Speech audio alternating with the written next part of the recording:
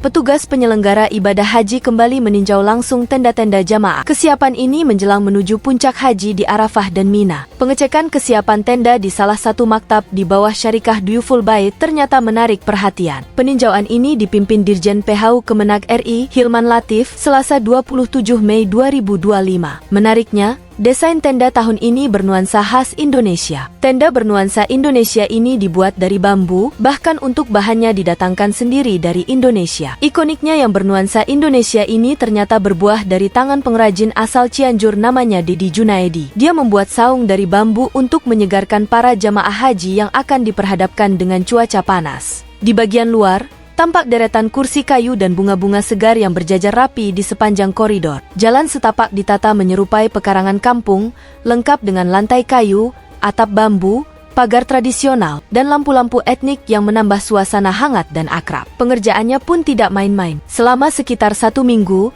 3 orang pengrajin bekerja keras membangun konsep desa dalam tenda itu. Tampilannya lebih akrab dan bikin jamaah merasa nyaman, kata Hilman. Warna hijau mendominasi, menciptakan efek sejuk secara psikologis. Menurut Hilman, tenda seperti lounge ini bisa bantu kurangi tekanan cuaca panas.